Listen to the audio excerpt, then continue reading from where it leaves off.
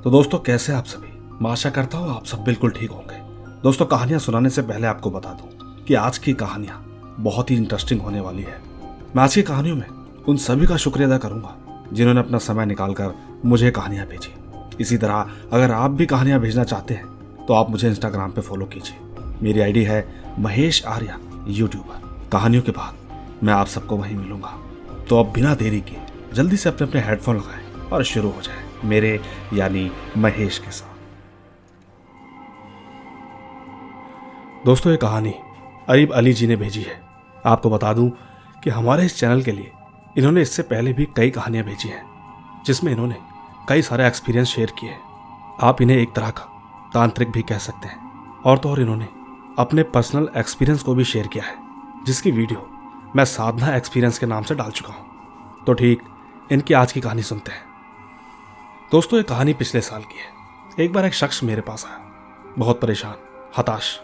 उस शख्स ने हमें अपने घर की पूरी हालत के बारे में बताया। उनके घर में एक बच्ची थी जिसकी हालत बहुत ज़्यादा नाजुक थी। यूँ समझिए उसके अंदर जिन्न आते थे। हमसे मिलने से पहले उन्होंने कई जगहों पर दिखाया। किसी ने 1 महीने, किसी ने 10 दिन, तो किसी ने कई तरह के टोटके बताए। महीने गुजरते गए लेकिन बच्ची की हालत में बिल्कुल भी सुधार नहीं हुआ। यूँ समझिए जब जब वो जिन्न उस पर हावी होता तो घर का माहौल ही कुछ और होता। पूरे घर में चिल्लाने की आवाज़ें, चीज़ों का अपने आप गायब हो जाना। और तो और सबसे दर्दनाक बात तो यह है कि उस बच्ची के साथ डेली रेप होता था। वो बच्ची दिन पर दिन कमज़ोर होती जा रही थी, यहाँ तक कि वो स्कूल तक नहीं जा पा रही थी। वो 10th क्लास की बच्ची इतनी परेशान थी कि आप सोच भी नहीं सकते। दोस्तों, उनके घर का एक शख्स जो उस बच्ची का चाचा लगता था, उन्होंने भी कई जगह दिखाया, मगर उस बच्ची को तब भी आराम नहीं आया। दोस्तों, एक अजीब बात यह भी थी कि जब उस बच्ची को कहीं भी ले जाया जाता था और बाबा तांत्रिक लोग जब अपनी अपनी साधना करते थे, उस दौरान कभी भी उस बच्ची के ऊपर उस जिन की हाजिरी नहीं होती थी। एकदम शांत, किसी मूर्ति की तरह बैठी रहती। ऐसे ही एक बार एक शख्स के पास ले जाया गया। उन्होंने उस बच्ची को एक ताबीज़ दिया और कुछ पढ़ाई वगैरह की। काफ़ी देर पढ़ाई करने के बाद उन्होंने कहा कि हमने इसके अंदर से वो चीज़ निकाल दी है, अब वो दोबारा इसे परेशान नहीं करेगी। बस आप इसके जितने पैसे बनते हैं वो दे दीजिएगा। दोस्तों, उसके घर वाले भी थोड़ा शांत हो गए, क्योंकि जब 2 दिन तक उसके साथ कुछ भी नहीं हुआ तो उन्हें लगा कि शायद चीज़ें नॉर्मल हो चुकी हैं। इसके तीसरे दिन उन्होंने जितने पैसे बनते थे वो उन बाबा के हाथों में रख दिए। अब वहाँ से घर आने के बाद तकरीबन 2 दिन तक और ठीक चला, लेकिन बच्ची की हालत फिर पहले जैसी हो गई। अब जब ठीक बच्ची को दोबारा ले जाया गया तब पहली बार उस बच्ची के अंदर जिन्न ने प्रवेश किया। वो बच्ची की आवाज़ में कहने लगा कि इनके पास मत जाना। वो जिन्न अजीब तरीके से बिहेव करने लगा, यहाँ तक कि वो गंदी गंदी गालियाँ भी देने लगा। बात इतनी ज़्यादा बढ़ गई कि उस जिन्न ने वहाँ पर उनके कई राज भी खोल दिए। ये सब कुछ होने के बाद जब उन्होंने ये सारी बातें मुझे बताई तब मैंने आंखें बंद करके अपनी कुछ पढ़ाई वगैरह की। इसके बाद मैंने उनसे कहा कि मुझे आपका घर देखना होगा, इसके बाद ही आगे मैं कुछ करूँगा। सामने खड़े लड़की के चाचा ने कहा कि फ़िलहाल तो इसके पिताजी यहाँ पर नहीं हैं, वो किसी काम के सिलसिले में बाहर गए हैं। वो ठीक जैसे ही अपने घर वापस आएंगे तो हम आपके पास जल्द ही लौटेंगे। मैंने कहा ठीक है। इसके 15-20 दिन बाद उसके पिताजी वापस आ गए। उन्होंने मुझे दावत पर अपने घर पर बुलाया। मैं और मेरा साथी तकरीबन रात के 8 बजे उनके घर पर दाखिल हुए। उस वक्त भी उस लड़की के ऊपर जिन्न प्रवेश था। हमने सुना कि वो गंदी गंदी गालियाँ दे रहा था।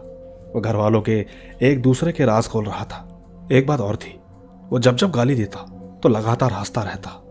ये सब देखने के बाद मैंने अपनी पढ़ाई शुरू की। एक तरफ मैं पढ़ाई कर रहा था और दूसरी तरफ वो जिन्न मेरे सामने आने का नाम नहीं ले रहा था। वो दूर से ही कह रहा था कि मैं इस घर के सभी लोगों को मार दूंगा। मैंने उससे बड़े ही प्यार से पूछा कि तुम्हें क्या परेशानी है, आओ मेरे सामने बैठो, मैं तुम्हारी इस परेशानी का हल निकालूंगा। आओ आराम से बैठकर बातें करते हैं, आखिर कोई तो वजह होगी जो तुम इसके ऊपर आए हो। मेरी इस बात पर इनकार करते हुए उसने कहा कि इस बात की कोई वजह नहीं है। इसके बाद जब मैंने थोड़ी सी पढ़ाई और की तब जाकर उसने बताया कि मैं इसका आशिक हूँ और मैं हमेशा इसके साथ रहता हूँ। मैंने उससे कहा कि आशिक वाली बात गलत है, जो बात सही है उसकी बात करो। मैंने तुरंत ही उसे कसम दी जिसको वो मानता था। फिर मैंने एक बार और पूछा कि बताओ तुम कौन हो और ये सब क्यों कर रहे हो। तब जाकर मुझे उसने बताया। उसने कहा कि इसके रिश्तेदारों ने इसके ऊपर काला जादू किया हुआ है। उन्होंने मुझे मारने के लिए इसके ऊपर भेजा था, लेकिन हम इसे नहीं मारना चाहते। हम बस इसके साथ ऐसे ही रहना चाहते हैं और गलत काम करना चाहते हैं। दोस्तों, यहाँ पर बात दरअसल ये थी कि पास के ही एक गांव में एक औरत ने अपने लड़के के लिए इस लड़की का हाथ मांगा था। जब ठीक लड़की के पिताजी उस लड़के से मिले तो उन्हें वो लड़का पसंद नहीं आया। यूँ समझिए कि उन्हें वो लड़का अपनी लड़की के काबिल नहीं लगा। बस इसी बात से चिढ़कर उस औरत ने इनके ऊपर काला जादू करवाया। इसके बाद वो जिन्न मुझसे बातें करने लगा, कहने लगा कि मैं इससे पहले कई जगह जा चुका हूँ, बहुत कुछ खाने को मिला है, लेकिन आज तक मुझे कोई इससे हटा नहीं पाया। मैंने उससे कहा कि शायद इस बच्ची का इलाज मेरे हाथों लिखा था, इसीलिए ये लोग मेरे पास आए हैं। सामने से मुझे उस जिन ने कहा कि अच्छा, जाते जाते मैं आपको एक राज की बात बताऊं। मैंने कहा हाँ ज़रूर बताओ। फिर उसने कहा कि मुझे 3 किस्म की मिठाई चाहिए। उस वक्त उस कमरे में वो बच्चे और बच्ची के पिता, मैं और एक आदमी और था। कुल मिलाकर हम 3-4 लोग थे। बच्ची के पिता ने तुरंत ही उस आदमी को मिठाई लाने को कहा। ठीक मिठाई के आते ही उसने वो मिठाइयों को स्वाद चखा। कहने लगा कि ये बच्ची जिस कमरे में सोती है उस कमरे के नीचे खजाना दफन है और उस खजाने को इस बच्ची की मदद से ही निकाला जा सकता है। मैंने उससे कहा क्या सब ठीक रहेगा? उसने कहा सब कुछ ठीक रहेगा। दोस्तों, इसके बाद मैंने उस जिन्नात से कॉल करा लिए और उसी वक्त वो उस बच्ची के शरीर से चला गया। मैंने बच्ची के पिताजी से कहा कि कई बार जिन जिन्नात ऐसी बातें कर जाते हैं जिसका असल जिंदगी से कोई लेना देना नहीं होता, मगर फिर भी आप इस कार्य को करना चाहते हैं तो वो आपकी मर्जी है। आप मुझे ठीक 1-2 दिन में आपस में सलाह मशवरा करके ज़रूर बताइएगा। उन्होंने कहा ठीक है, हम आपको जल्द ही बताएंगे। दोस्तों, इसके कुछ दिनों बाद मेरी उनसे बातें हुई। उन्होंने मुझसे कहा कि हम इस काम पर मेहनत करना चाहते हैं। मैंने ठीक उनसे 2 दिन का समय मांगा और उनसे कहा कि इसमें से जो कुछ भी निकलेगा हम उसके 4 हिस्से करेंगे, एक सरकार का और एक आपका, एक मेरा और एक जिन्नात का। लेकिन बच्ची के पिताजी ने यह कहा कि नहीं, हम एक बार उसी जिन्नात से पूछेंगे कि इसका क्या करना चाहिए। मैंने कहा ठीक है। मैंने उन्हें तारीख और समय बता दिया कि इस दिन तक अपनी बच्ची को तैयार रखना। मैंने अपने इस कार्य के मुताबिक उनसे कुछ सामान भी मंगवाए थे। अब ठीक जैसे ही वो दिन आया तो मैं शाम के 4 या 5 बजे उनके घर पर पहुंचा। मैंने बैठकर वहां पर अपनी एक जगह बनाई और अपनी कुछ पूजाएं की। इसके बाद मैंने उनसे कहा कि मैं रात को इस समय आऊंगा, आप अपनी तैयारी पूरी रखना। मैं ठीक बताए हुए समय पर जब उनके घर पर पहुंचा, बच्ची ठीक मेरे सामने बैठी हुई थी। मैंने पूजा में अपना ध्यान लगाया। उस वक्त कमरे में एक आदमी भी खड़ा था। बगल में ही खोदने की कुदाल रखी हुई थी। मैंने उनसे कहा कि मैं जैसे ही हाथ का इशारा करूंगा तब तुम खुदाई स्टार्ट कर देना। मैं ठीक अपनी पढ़ाई में ध्यान लगा रहा था। मैंने खुद को और उस बच्ची को इस पढ़ाई के बीच में बांध दिया था। ठीक जैसे ही समय आया तो मैंने हाथ का इशारा किया। उस आदमी ने लगातार खोदना स्टार्ट किया। तकरीबन उसने 1 से 1.5 फीट तक खोदा। उसी बीच मेरी पढ़ाई मुकम्मल हो गई। मैंने हाथ का इशारा करके उसे रुकने को कहा, क्योंकि दोस्तों हर चीज़ का एक दायरा होता है। मैंने उनसे कहा आज के लिए बस इतना ही। इसके अगले दिन जब मैंने दोबारा पढ़ाई मुकम्मल की और ठीक तकरीबन दोबारा खुदाई होने के बाद मैंने उसे एक बार फिर से कहा कि बस आज के लिए इतना ही। वो रात भी ऐसे ही गुजर गई। इससे अगली रात मैं दोबारा पहुंचा, पर इस बार मैंने पढ़ाई करते करते ही उसे खुदाई करने को कहा। कुछ ही देर बाद मुझे एक आवाज़ सुनाई दी। इसके बाद उन्होंने हाथों से खोदना शुरू किया। दोस्तों, ज़मीन में से एक तांबे की हांडी निकली जिसका वजन तकरीबन 40 किलो था। आप उसे एक तरह का डेग भी कह सकते हैं। अब ठीक जैसे ही उस डेग को बाहर निकाला गया, अभी तक किसी ने उसका ढक्कन नहीं खोला था। यकीन कीजिए, तुरंत ही उस बच्चे के अंदर कोई आत्मा प्रवेश कर गई। मैंने तुरंत उससे पूछा कि बताओ क्या चाहते हो। उसने कहा कि हम आपको एक खजाना सौंप देंगे, मगर इससे पहले हमारी कुछ शर्तें हैं। मैंने कहा ठीक है, तुम्हारी शर्तें मान ली जाएंगी। उसी बीच जब मैंने उनके परिवार की तरफ देखा, न जाने क्यों मुझे उनके मन में लालच सा आया। पर खैर, मैंने उनसे पूछा कि क्या करना होगा। उसने कहा कि तुम्हें 5 किलो गोश्त, वो भी बिना हड्डी के, इस जगह पर रख के आना है। ध्यान रखना, गोश्त रखते वक्त पीछे मुड़कर मत देखना। हमने ठीक ऐसा ही किया। ठीक समय पर हमने उस गोश्त को उस जगह पर रख दिया। इसके बाद हमने एक खास किस्म की लकड़ी उस डेग के सामने चलाई, जैसा कि हमें बताया गया था। अब ठीक इसके अगले दिन मैंने जैसे ही अपनी पढ़ाई करी और ठीक जैसे ही उस डेग का ढक्कन हटाया गया तो अचानक उस जिन की दोबारा हाजिरी हो गई। हमने ढक्कन वापस वैसे ही छोड़ दिया। उसने कहा कि मेरी आज की कुछ और भी ख्वाहिश है, जिसमें से पहली तो ये थी कि एक तो इन चीज़ों को राज रखना, किसी को नहीं बताना, और दूसरा कुछ 4 किस्म की चीज़ें किसी दरबार में एक इंसान को देकर आनी थी। उस दिन भी हमने यही किया। जो जो चीज़ जैसे जैसे बताई गई हमने ठीक वैसे ही की। अब ठीक बात थी तीसरे दिन की। मैंने फिर से अपनी पढ़ाई मुकम्मल करी, लेकिन इस बार उस जिन की हाजिरी नहीं हुई। इसका मतलब साफ था कि अब ये डेग हमारी है। सबकी नजरें उस तांबे के बर्तन पर थी। जैसे ही उसका ढक्कन हटाया गया तो सबने देखा उस बर्तन के अंदर सिर्फ मिट्टी भरी हुई थी। सबके सब हैरान। शायद सबके मन में लालच था। मैंने दोबारा अपनी पढ़ाई शुरू की। तब जाकर कहीं मुझे मेरी चीजों ने बताया। मुझे पता चला कि उसके अंदर खजाना था और वो शायद दे भी देते, लेकिन अपने किसी लालच की वजह से वो शैतानी शक्ति से उड़ाकर ले गई। बाकी इन सब के बाद उस घर के हालात तो ठीक हो गए, लेकिन जिस रात से पर्दा उठने के बाद जो चीज हमारी होने वाली थी वो हमें नहीं मिल पाई। बस इतनी ही थी ये कहानी। तो दोस्तों देखा आपने, ये थी अरीब अली जी की कहानी। मुझे उम्मीद है कि आपने इससे पहले इस तरह की कहानी नहीं सुनी होगी। आपको इनकी कहानी कैसी लगी नीचे कमेंट जरूर कीजिएगा। तब तक ले चलता हूं आपको दूसरी कहानी की ओर। आइए सुनते हैं। दोस्तों मैं नेपाल से सुरेश चौधरी। ये कहानी मेरे घर पर मेरी वाइफ के साथ घटी थी। उन दिनों शादी का माहौल था। ठीक मेरे अंकल की शादी हो रही थी। उस वक्त मैं घर पर नहीं था। मैं ठीक उस वक्त अपने दादाजी की दुकान पर चाय पीने गया था। कुछ देर बाद जब मैं चाय पीकर वापस घर लौटा तो मैंने देखा कि घर पर भीड़ लगी हुई थी। उस वक्त मैं अपनी वाइफ की चीखती हुई आवाज सुनकर बहुत ज्यादा डर गया। सोचने लगा कि आखिर ये क्या हो रहा है। इसके बाद मैं जब नजदीक गया तो मैं अपने होश खो बैठा। समझ में नहीं आया कि मैं क्या करूं। दिमाग ने काम करना बंद कर दिया। देखकर ऐसा समझ में आ रहा था कि शायद ये कोई बुरी आत्मा है। मेरी वाइफ चीख रही थी। उसके हाथ पैर पूरी तरह से अकड़ गए थे। उस वक्त हम सभी परिवार वालों को बहुत डर लग रहा था। वो लगातार चीखती जा रही थी। ऐसा लग रहा था कि बस जान निकल जाएगी। हमने कैसे भी करके उसको उठाकर बाहर खाट पर लेटा दिया और चारों तरफ से हम लोगों ने उसे पकड़ लिया। सच कहता हूं, उस समय मुझे कुछ भी समझ नहीं आ रहा था कि आखिर मैं क्या करूं। मैं ठीक अपनी वाइफ के बाएं हाथ को पकड़कर बैठा था। उसी वक्त मेरी वाइफ ने कहा कि मेरा हाथ छोड़। मैंने कहा नहीं छोड़ूंगा, कि छोड़ दे वरना तुझे मार दूंगी। मैंने उसका हाथ नहीं छोड़ा और उससे बातें करने लगा। मैंने बोला कौन है तू? कहने लगी नहीं बताऊंगी। मैं इसका पीछा 120 दिन से कर रहा हूं। आज मौका मिला। जब मैं इधर आ रहा था तब ये यहीं बैठी थी। उस वक्त इसके आसपास कोई नहीं था, इसीलिए मैं इसके शरीर में आ गया। दोस्तों इसके बाद मेरी वाइफ रोने लगी और थोड़ी देर बाद अचानक हंसने लगी। मैं ठीक उससे बात करने लगा। मैंने कहा छोड़ दे इसको। कहने लगी कि नहीं छोड़ूंगा। मेरे को ये बहुत अच्छी लगती है। ये सबसे प्यार से बात करती है। इसका व्यवहार भी बहुत अच्छा है। मैं इसे पसंद करता हूँ। इसको अपने साथ लेकर जाऊंगा। तभी मेरी फूफू ने कहा कि इसको मत ले जा, छोड़ दे इसको। इसका एक छोटा सा बच्चा है, 1 साल का। तुझे तो गांव में और भी लड़कियां मिल जाएंगी। ये तो शादीशुदा है। दोस्तों इस बात पर वो हंसने लगा। कहने लगा कि इसको तो लेकर ही जाऊंगा। इसके बाद मेरी वाइफ रोने और हंसने लगी और अचानक बेहोश हो गई। बस फिर क्या था, पिताजी ने सब जगह जाकर झाड़ फूक करने वाले को बुलाया। उसी दौरान मेरी वाइफ फिर से हंसने लगी। वो मुझसे बात करने लगी। कहने लगी कि तेरी बहन की शादी में मैं फिर आऊंगा और अगर इसको किसी ने कुछ बोला तो इसको लेकर चला जाऊंगा। इसके बाद वो जोर से चिल्लाई और दोबारा बेहोश हो गई। थोड़ी ही देर में झाड़ फूक करने वाले आ गए। मैंने अपनी वाइफ को अपनी बाहों में उठाया और दादाजी के घर पर ले गया। वहां दादाजी के घर पर देवताओं के लिए जगह बनाई हुई थी, जो कि हमारे कुल देवता हैं। मैंने ठीक उसी कमरे में वाइफ को लेटा दिया। ठीक उसके ऊपर झाड़ फूक करने लगे। सच कहता हूँ कुछ नहीं हो रहा था। सब कुछ वैसे का वैसा ही था।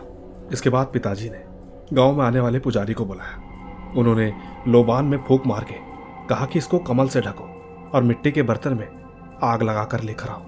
चाची सब कुछ लेकर आई। फिर उन्होंने कहा कि कमल के अंदर इस आग को रखो और फिर उसमें से फूखा लोबान डालो। ऐसा करने के बाद दोस्तों आपको यकीन नहीं होगा, वो तुरंत ही चिल्लाने लगा। कहने लगा कि मुझे छोड़ दो। हम सबने मिलकर कहा कि तू इसको छोड़ेगा कि नहीं? उसने कहा ठीक है छोड़ दूंगा। कहने लगा कि बागेश्वरी माता के मंदिर में 3 नारियल और मिठाई चढ़ाओ, साथ के साथ एक काले मुर्गे की बलि भी चाहिए। इतना कहकर वो मेरी वाइफ के शरीर से चला गया। दूसरी ओर मेरी वाइफ बेहोश हो गई। वो ठीक रात के 10 बजे उठी। उठते ही उसका पहला सवाल यही था कि क्या हुआ, मैं यहाँ कैसे पहुंची? मैंने कुछ नहीं कहा। उस वक्त गांव के जितने भी लोग थे सारे डरे हुए थे। और तो और उस दिन के बाद से मेरी वाइफ से सब डरते थे। लोगों में इतना खौफ छा गया कि जो भी लोग उससे बात करते वो दूर से ही भाग जाते। दोस्तों कहानी तो मेरी इतनी ही थी, लेकिन वो बोल रहा था कि मैं फिर आऊँगा। और तो और सबसे बड़ी बात, अभी ज़्यादा दिन नहीं हुए हैं, यही 10 तारीख की बात है। बस अगर इसके आगे कुछ भी होता है तो मैं आगे की कहानी आपको ज़रूर बताऊँगा। धन्यवाद। तो दोस्तों, आपने सुनी सुनीश चौधरी जी की कहानी। अब नेपाल से जितने भी लोग हैं ज़रूर बताइएगा क्या नेपाल में ऐसा होता है। बाकी मैं ले चलता हूँ आपको अगली कहानी की ओर। आइए सुनते हैं। दोस्तों, मेरा नाम मोहित राजपूत है। मैं गाजियाबाद में रहता हूँ। मैंने सर को इससे पहले भी कहानियाँ भेजी हैं और आज भी भेज रहा हूँ। ये बात 2021 की है, जब मैं 15 साल का था। उस वक्त मैं काम के सिलसिले में हैदराबाद गया हुआ था। मैं और मेरा दोस्त अरविंद, हम लोग हैदराबाद में एक चीप से होटल में रुके थे। उसका नाम है अल करीम होटल। अब दोस्तों, वहाँ के लोग ये मानते हैं कि वो हॉन्टेड है, लेकिन हम सब ये नहीं मानते थे। हम ठीक उस होटल में स्टे करने के लिए गए। तकरीबन 11 बजे हम दोनों सो गए, पर मेरी नींद अचानक से खुली। मुझे लगा जैसे किसी ने मेरे ब्लैंकेट को खींचा हो। एक बार को तो ऐसा लगा कि जैसे अरविंद ही होगा, मजाक कर रहा है। लेकिन एक ख्याल मन में ये भी आया, अरविंद तो मेरे बाजू में सो रहा है, तो ब्लैंकेट तो पैरों से खींचा गया था। कौन हो सकता है? मैं धीरे से बेड से उठा और सामने देखा तो वहां पर कोई भी नहीं था। इसके बाद जब मैं दोबारा सोने लगा तो मैंने कुछ ऐसा देखा जिसने मेरे रोंगटे खड़े कर दिए। तकरीबन 7 फीट का छलावा, जो कि डोर के पास खड़ा होकर मेरी तरफ पीठ कर कर खड़ा था, दिखने में एकदम पतला। वो जैसे ही मेरी ओर पलटा तो मेरी बॉडी ने काम करना बंद कर दिया। यूं समझिए कि मुझे स्लीप पैरालिसिस हुआ था। जैसे तैसे मैंने वो रात गुजारी। सुबह होते ही मैं वहां से जल्दी से अपने दोस्त को लेकर निकल गया। सुबह के तकरीबन 7 बज रहे थे। हम लोग अपने काम को निकल गए। वापसी में रात के समय अंधेरा हो चुका था। नॉर्मली हम 10 बजे घर आ जाते थे। काम के सिलसिले में लेट हो गए। बस इसी चक्कर में उस दिन हमने एक शॉर्टकट रास्ता को चुना। वो रास्ता इतना बुरा भी नहीं था। दिन में उस रास्ते पर लोग चलते थे, लेकिन रात को एकदम सुनसान लगता था। ऐसा लगता कि जैसे मानो वहां कोई रहता ही ना हो। शायद इसकी एक वजह यह भी थी कि वहां पर एक शमशान घाट था। हमने सोचा हमारे पास गाड़ी है, चुपचाप तेजी से वहां से निकल जाएंगे। पर नहीं मालूम कैसे हमारी गाड़ी उस शमशान घाट के आसपास रुक गई। सबसे बड़ी ताज्जुब की बात तो ये थी कि हमने आने से पहले टैंक को फुल करवाया था। बस फिर क्या था। इसके बाद हम दोनों परेशान हो गए, क्योंकि हम एक शमशान के सामने थे। उस वक्त मुझे ऐसा लगा मानो कि जैसे मेरे सामने से काली परछाई गई हो। मैंने अरविंद से इस बात का जिक्र करा। अरविंद ने कहा कि मुझे तो कुछ नहीं दिखा, छोड़, तेरा वहम होगा। दूसरी तरफ हम गाड़ी स्टार्ट करने की लगातार कोशिश कर रहे थे, लेकिन वो स्टार्ट ही नहीं हो रही थी। उतने में ही वहां पर कहीं से बहुत बड़ा काला सांड आ गया।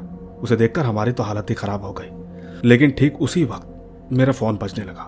मैंने बजरंगबली का सॉन्ग लगाया हुआ था, न जाने क्यों, पर उस कॉल की रिंगटोन से वो सांड धीरे धीरे पीछे हटने लगा। दूसरी ओर हम चाबी बार बार लगा रहे थे। यकीन कीजिएगा, अचानक से मेरी गाड़ी स्टार्ट हो गई। मैंने भी दूसरी तरफ कॉल नहीं उठाया। मैं समझ गया था। बस कैसे भी करके हम लोग वहां से निकले। लेकिन उस सांड को न जाने क्या हुआ, उसने हमारी गाड़ी को एक बार टक्कर मारी। बस फिर क्या था, हम तुरंत वहां से भाग उठे। हम करीब 1 किलोमीटर आगे आ चुके थे। सच कहूं तो उस रात बहुत टेंशन हो गई थी। उसी वक्त हमें रास्ते पर एक शॉप दिखी। बस शॉप के अंकल उसको बंद ही कर रहे थे। मैंने तुरंत उतरकर अंकल से एक सिगरेट मांग ली। माफ करना दोस्तों, आदत बुरी है, पर टेंशन में करना पड़ता है। सिगरेट पीते वक्त मैंने उन अंकल को सारी बातें बताई। अंकल ने बताया कि हम लोग बहुत किस्मत वाले हैं, तुमको तो मालूम भी नहीं, वहां आए दिन डेड बॉडी मिलती रहती है। दोस्तों, अंकल की बात सुनने के बाद मैंने अंकल का बहुत शुक्रगुजार किया। इसके बाद तो मैं होटल में भी वापस नहीं गया। जब हमने अंकल को होटल के बारे में भी बताया तो अंकल ने हमारे रहने का इंतजाम किया। हमने अंकल का बहुत ज्यादा शुक्रिया अदा किया। सुबह होते ही हम अपने घर को निकल गए। दोस्तों, सच कहता हूं, इस बात को 4 साल होने वाले हैं, और आज भी जब मैं इस बात का जिक्र करता हूं तो सच में हमारी रूह कांप जाती है। वैसे अब हमारी लाइफ अच्छी है। अरविंद को भी नौकरी मिल गई है और मेरे को भी। धन्यवाद। आइए दोस्तों, ले चलता हूं आपको अपने आखिरी किस्से की ओर। इसके बाद मैं आप सभी से अलविदा लेना चाहूंगा। आइए सुनते हैं। मेरा नाम आयान शेख है। मैं दिल्ली मंडोला से हूं। आज की ये घटना मेरे साथ तकरीबन 7 महीने पहले घटी थी। आज जो घटना मैं आपको सुनाने जा रहा हूं वो मेरे साथ तकरीबन 7 महीने पहले घटी थी। यहाँ पर हम लोग एक सोसाइटी में रहते हैं। हम दोस्तों के ग्रुप ने एक प्लान बनाया कि हम सोसाइटी के पास वाले जंगल में जाएंगे। दरअसल दोस्तों, हमारी सोसाइटी के पीछे एक जंगल एरिया है। वहां पर लोग बाग बहुत कम जाते हैं, और तो रात के समय वहां पर कोई दिखता भी नहीं। मुझे आज भी अच्छे से याद है, संडे की रात थी। हम 5 दोस्त जंगल की तरफ निकले। सबने अपने अपने घर पर यह कहा कि हम लोग स्टडी करने के लिए जा रहे हैं। हम सबकी सोसाइटी आसपास में है, तो इसीलिए पेरेंट्स ने भी अलाउ कर दिया। हम ठीक रात के 11:30 बजे जंगल में एंट्री करते हैं। पूरा जंगल एकदम सुनसान। हम 5 दोस्त चल रहे थे। उस वक्त मुझे ऐसा लगा कि जैसे किसी ने मेरे कान में मेरा नाम पुकारा हो। मैं ठीक जैसे ही पीछे पलटा तो मेरे दोस्तों ने मना कर दिया कि हम लोगों ने तेरा नाम नहीं पुकारा।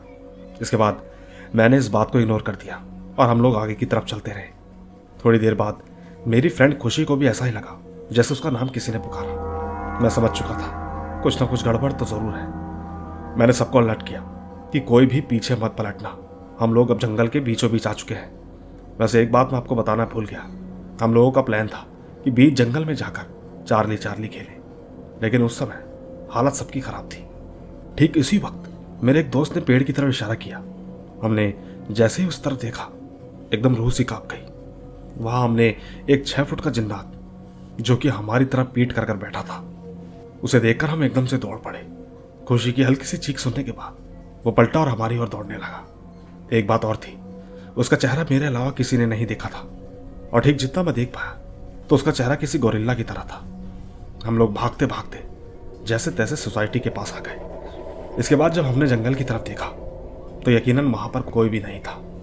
लेकिन दोस्तों, ताज्जुब की बात तो यह है कि सोसाइटी में पहुंचने से पहले वो ठीक हमें दिखाई दे रहा था, लेकिन सोसाइटी के पास आते ही मानो सब कुछ एकदम शांत। इन सब के बाद हमने ज्यादा देर नहीं की और अपने अपने घर निकल गए। हम लोगों ने सोचा कि अब सब कुछ ठीक है, पर इसके अगले ही दिन मेरी तबीयत खराब हो गई। मैंने तो अपने पिताजी को सारी बात बता दी। घर पर डांट भी बहुत खाई। पिताजी एक मौलवी को लेकर आए। उन्होंने मेरे ऊपर आयतुल कुर्सी फूंक दी। साथ ही साथ उन्होंने कुछ कुरान की आयतें भी फूकी, और तो और जहां पर हमें वो जिन्नात दिखा वहां पर भी जाकर उन्होंने आयतुल कुर्सी पढ़ी। तब जाकर कहीं मैं ठीक हुआ। बाकी दोस्तों, मेरा मानना तो ये था कि वो एक पाक जिन्नात था जो कि शायद हमारी एक तरीके से हिफाजत कर रहा था, क्योंकि मुझे अच्छे से याद है जब हम दौड़ रहे थे तो हमें कोई झाड़ियों में से देख रहा था। शायद इसीलिए जिन्नात हमारी हिफाजत के लिए आया था। मैं उम्मीद करूंगा कि सर मेरी इस कहानी को अपनी वीडियो में जरूर लाएंगे। धन्यवाद। तो दोस्तों, ये थी हमारी आज की कहानियां। मुझे उम्मीद है आज की कहानियां आपको बेहद पसंद आई होगी। बस आप यूं ही प्यार बनाए रखें। मैं जल्द मिलूंगा आपसे एक नई कहानी के साथ। बस तब तक आप अपना और अपने परिवार का ख्याल रखें। चलता हूं, बाय बाय।